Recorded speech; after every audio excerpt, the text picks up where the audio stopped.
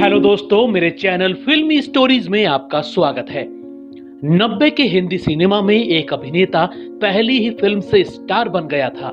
वो विवेक मुशरान थे। लोग उनको अगले सुपरस्टार के रूप में देखने लग गए थे। मगर फिर उनके साथ ऐसा क्या हुआ कि वो गुमनाम हो गए? क्या आपको पता है कि अक्षय कुमार की एक जिद उनको ले डूबी थी?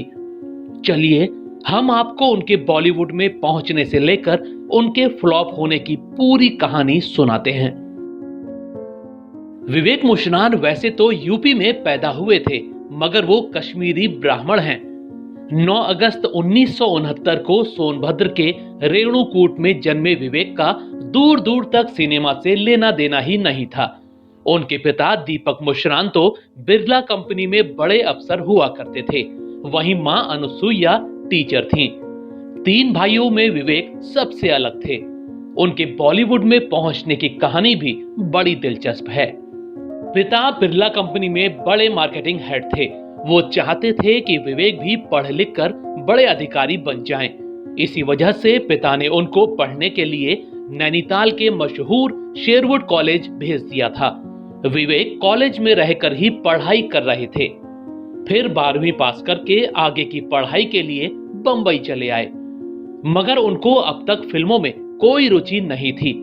बस दिखने में हैंडसम थे, तो एक बार उनके दोस्तों ने कहा कि तुम मॉडलिंग क्यों नहीं करते हो? विवेक मुशरान ने सोचा कि बात तो ठीक है, पढ़ाई के साथ साथ कुछ खर्चा भी निकल आएगा। 19-20 साल की उम्र थी। उन्होंने अपनी कुछ फोटोज खिंचवाई और मॉडलिंग एजेंसी को भेज दी। एक मॉडलिंग कंपनी से बुलावा भी आ गया और वो मॉडलिंग करने लगे। कुछ ही महीनों में उनको ढेर सारे मॉडलिंग ऑफर आने शुरू हो गए। पैसे भी खूब मिलने लगे। अब विवेक को लगा कि यार, मॉडलिंग में इतना पैसा है तो फिल्मों में तो और ज्यादा कमाई हो जाएगी। इसके बाद वो बॉलीवुड में जाने का मन बनाने लगे। मगर कोई जान पहचान तो थी नहीं, अब क्या किया जाए? फिर एक दिन अपनी मॉडलिंग की तस्वीरें ली और घूमते टहलते अलग अलग प्रोडक्शन हाउसों में पहुंच गए और अपनी फोटोज रखाए। दोस्त बोले कि ऐसे थोड़ी किसी को काम मिलता है। वैसे विवेक की मॉडलिंग तो चल ही रही थी, ऐसे में वो भी ज्यादा परेशान नहीं थे। मगर देखिए, नसीब जब साथ देता है तो काम कैसे बन जाते हैं। 1989-90 की बात है। एक दिन विवेक आराम से बैठकर चाय पी रहे थे। अचानक फोन की घंटी बजी। उन्होंने फोन उठाया तो पता लगा सुभाष घई के ऑफिस से फोन आया था। उनको कहा गया कि सुभाष आपसे मिलना चाहते हैं। विवेक उसी दिन भागे भागे सुभाष घई के ऑफिस पहुंचे। इत्तेफाक से सुभाष उन दिनों राजकुमार और दिलीप कुमार को साथ लेकर बड़े बजट की फिल्म बनाने जा रहे थे। उनको एक नए चेहरे की तलाश थी। विवेक मुशरान की फोटो उनको पसंद आ गई थी। विवेक जब सुभाष से मिलने पहुंचे तो उन्होंने पूछ लिया कि मेरी फिल्म में हीरो बनोगे? विवेक ने फौरन हाँ बोल दी। मगर जब वो घर पहुंचे तो सबसे बड़ी दिक्कत कि उनको एक्टिंग तो आती ही नहीं थी। अब क्या किया जाए? इसके बाद उन्होंने अमिताभ बच्चन की फिल्में देखनी शुरू कर दी। रोज उनकी 2 फिल्म देखते और सीखते कि डायलॉग कैसे बोले जाते हैं। अमिताभ को देखते देखते डायलॉग बोलना भी सीख गए और एक्टिंग भी ठीक ठाक आ गई। बाकी कसर सुभाष घई, राजकुमार और दिलीप कुमार जैसे दिग्गजों ने पूरी कर दी।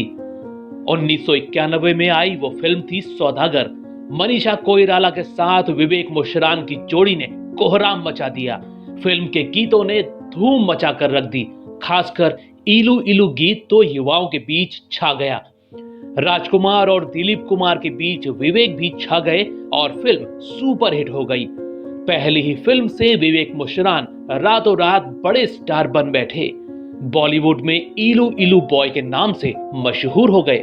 खासकर उनके चॉकलेटी लुक ने लड़कियों को उनका दीवाना बना दिया था।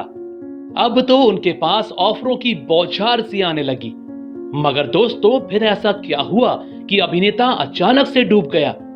इसकी वजह कहीं ना कहीं अक्षय कुमार की एक जिद भी बन गई। हुआ ये कि विवेक मुशरान की किस्मत बुलंदी पर चल रही थी। मशहूर फिल्म मेकर हरीश शाह एक बड़े बजट की फिल्म बनाने जा रहे थे। दिलीप कुमार, हेमा मालिनी जैसे दिग्गज फाइनल हो गए थे। कहते हैं हरीश शाह जिस पर हाथ रख देते थे वो स्टार बन जाता था। उन्होंने इस बार विवेक को चुन लिया था। प्रोड्यूसर ने एक बार फिर मनीषा कोइराला और विवेक मुशर्रान की सुपरहिट जोड़ी को दोहराने का प्लान बना लिया था। एक बार उन्होंने विवेक को बुलाया और बोले कि मैं अपनी अगली फिल्म में तुमको लीड रोल दे रहा हूं। मनीषा कोइराला और तुम्हारी जोड़ी रहेगी। विवेक का तो जैसे सपना ही पूरा हो गया, क्योंकि नए एक्टर को हरीश शाह जैसे प्रोड्यूसर की फिल्म मिलना किसी चमत्कार से कम नहीं था। विवेक खुशी खुशी राजी हो गए, मगर फिल्म की कहानी के हिसाब से एक साइड एक्टर भी चाहिए था। हरीश जी ने उस समय बॉलीवुड में नए नए आए अक्षय कुमार से बात की तो साइड रोल करने के लिए वो राजी भी हो गए, मगर एक पेंच फंस गया।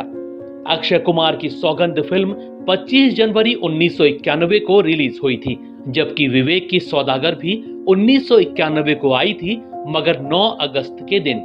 अब अक्षय कुमार बोले कि मैं विवेक से सीनियर हूं, क्योंकि मेरी फिल्म पहले रिलीज हुई है, इसलिए फिल्म क्रेडिट में पहले मेरा नाम जाना चाहिए, फिर विवेक का। मगर विवेक का कहना था कि उनकी फिल्म सौदागर ज्यादा बड़ी हिट थी और वो इस फिल्म में लीड हीरो हैं, इसलिए पहले मेरा नाम जाएगा। हरीश भी अक्षय कुमार से बोले कि पहले तो विवेक का नाम ही जाना चाहिए, मगर अक्षय जिद पर अड़ गए तो प्रोड्यूसर ने काफी समझाया कि क्रेडिट को मुद्दा मत बनाओ, बड़े बजट की फिल्म है, दोनों मशहूर हो जाओगे। मगर अक्षय जिद पर अड़े रहे और विवेक से उनकी अनबन भी हो गई। इसके बाद तो अक्षय ने फिल्म ही छोड़ दी। फिल्म के शुरू होने से पहले ही इतना बवाल हो गया तो हरीश ने इस बम्पर बजट की फिल्म बनाने की योजना भी ड्रॉप कर दी। विवेक का हरीश जी की इस फिल्म में लीड रोल बनकर आने का सपना टूट गया। मनीषा कोइराला के साथ उनकी ये फिल्म आ जाती तो आज कहानी कुछ और होती, मगर अक्षय कुमार की जिद उनका करियर ही ले डूबी। इसके बाद भी विवेक को कुछ फिल्में तो मिली, जैसे फर्स्ट लव लेटर, सातवां आसमान, बेवफा से वफा और राम जाने, मगर अब किस्मत भी शायद उनसे रूठ चुकी थी। एक हिट फिल्म और हीरो की पहचान के लिए वो तरसते ही रह गए। धीरे धीरे उनका सौदागर वाला स्टारडम खत्म हो गया और उनका करियर ग्राफ गिर गया। फिल्म मेकर्स ने उनको भुला दिया और एक अभिनेता की जिद ने दूसरे उभरते सितारे का करियर तबाह कर दिया। बॉलीवुड में काम नहीं मिला तो टीवी पर आ गए। वहां सोनपरी और परवरिश जैसे शो से पहचान जरूर बनाई, मगर बॉलीवुड के लिए तरसते ही रह गए। विवेक अब 53 साल के हो गए हैं और बॉलीवुड फिल्मों में कभी कभार छोटे मोटे साइड रोल में नजर आते रहते हैं। वैसे उन्होंने अब तक शादी नहीं की। वो कहते हैं कि शूटिंग में इतना व्यस्त रहा कि कभी शादी के बारे में ख्याल ही नहीं आया। वो मुंबई में ही रहते हैं। दोस्तों, आपको विवेक मुशर्रान कैसे लगते थे? उनका कौन सा किरदार या फिल्म आपको पसंद आया था? हमें कमेंट में जरूर बताइएगा। ऐसी ही और स्टोरीज को जानने के लिए आप मेरे चैनल फिल्मी स्टोरीज को सब्सक्राइब भी कर सकते हैं। बस बेल आइकन दबाना मत भूलिएगा।